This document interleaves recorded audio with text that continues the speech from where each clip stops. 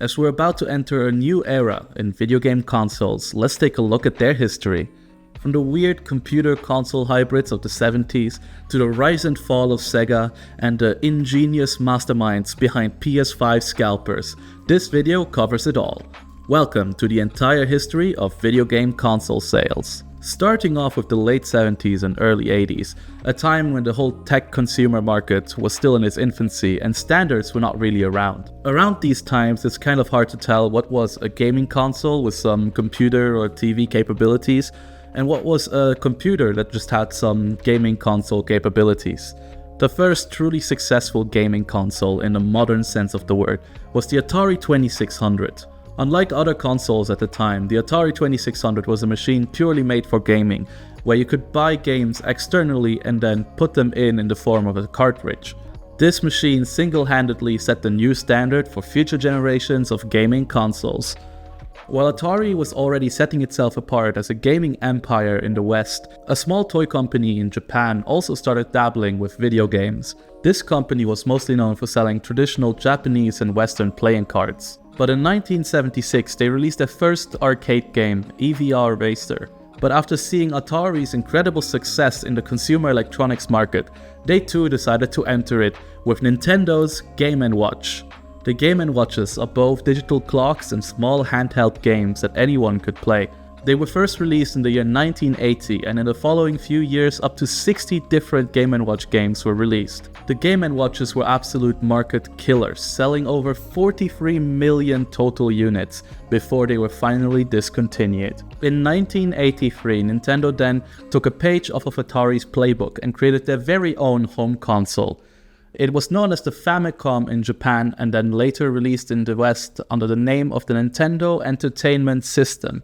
The Nintendo Entertainment System, or NES for short, was more powerful than any of its competitors at the time. It also came with two very unique gimmicks that helped it sell out very quickly, one of them being a small robot that would replace the cartridges by itself, and the other one was a light gun that lets you shoot at things while playing games.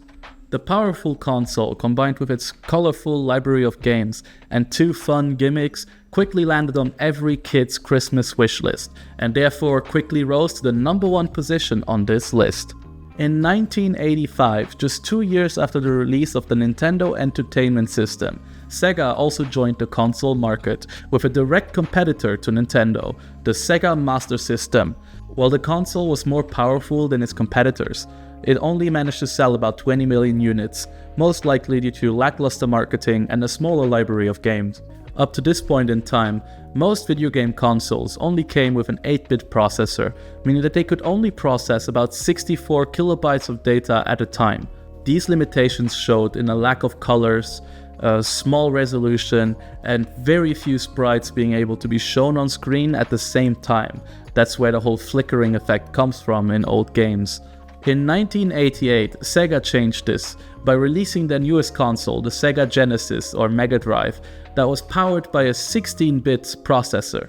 The Mega Drive was an immediate hit as it was able to play games that were otherwise only really possible inside the arcades. While it was a hit, it still wasn't as massive as Nintendo, only selling 29 million units worldwide.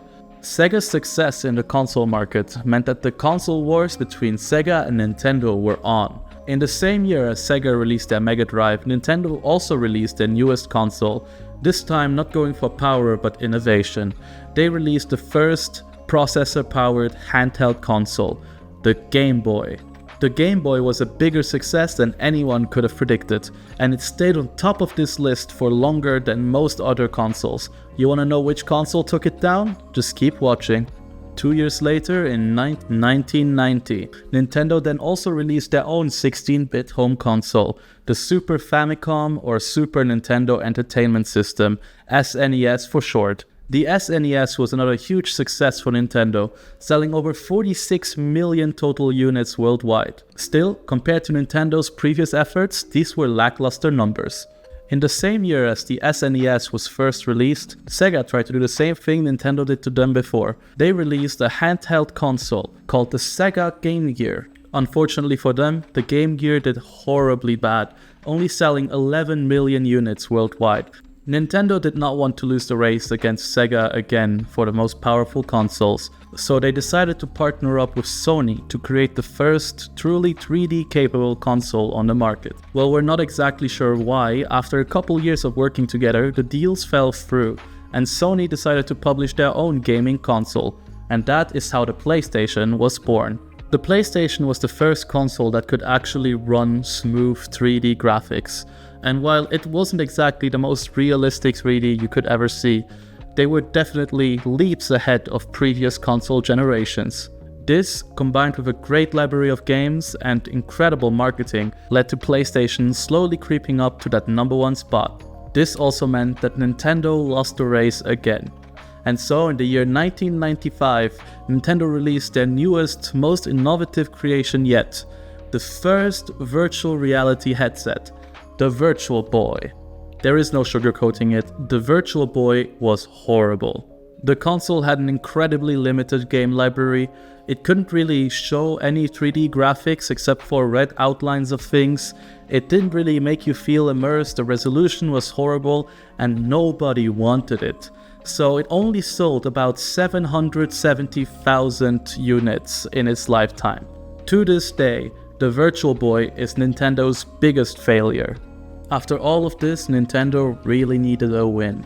And so in 1996, they released their own 3D capable console, the Nintendo 64. While the Nintendo 64 wasn't a flop, it also wasn't exactly a huge success, as it only sold about 31 million units worldwide. While Nintendo and Sony were beefing with each other, Sega was working on their own 3D capable console, and this console was more capable than any of their competitors, the Sega Dreamcast. Unfortunately though, this release came a bit too late, and the Dreamcast only managed to sell about 9 million units total. This was effectively the nail in the coffin for Sega. With this, the long console wars that started in the 80s and went on until the late 90s finally came to an end, as Nintendo beat Sega and Sony came in as a new player and beat Nintendo too. After the huge success of the PlayStation, Sony was not willing to back out of the market, and so in the year 2000 they started off the new generation of gaming consoles with the PlayStation 2. The PlayStation 2 was capable of rendering somewhat realistic 3D graphics for the first time in gaming console history. It also had a huge library of games, with most major developers making games for it. The PlayStation 2 managed to sell over 39 million units within its first year alone. It really took the world by storm and quickly even reached the #1 spot on this list. In 2001, Nintendo also released their next generation console, the GameCube. The GameCube was less powerful and had fewer games in its library than the PlayStation 2, so it only managed to sell about 21.63 million copies in total. While this wasn't exactly a flop, it also wasn't really good, especially not for Nintendo. While the GameCube wasn't exactly successful, Nintendo also released the Game Boy Advance, their newest handheld console, alongside it.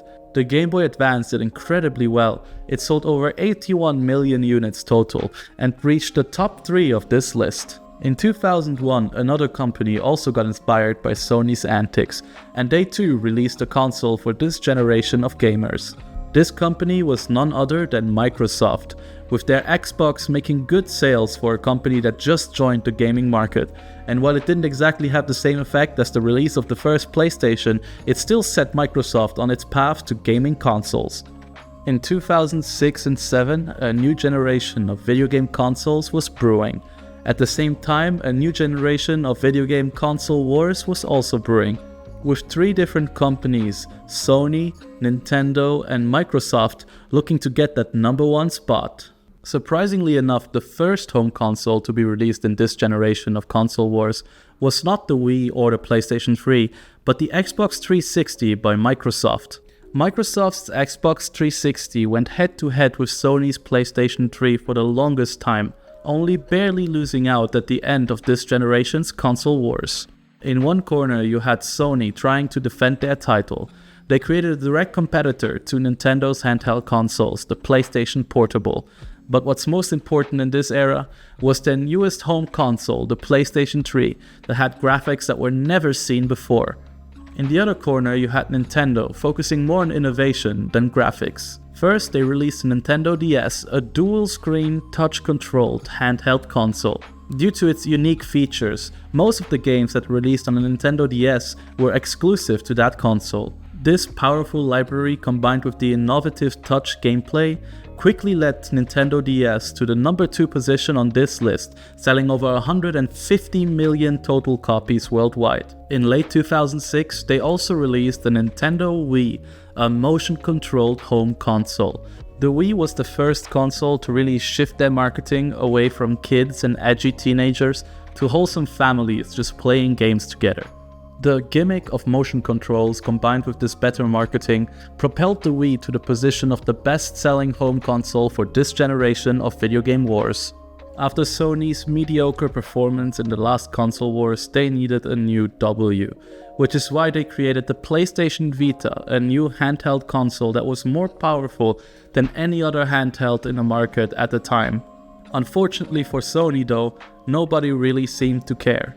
And so, it only ended up selling about 15 to 16 million total units.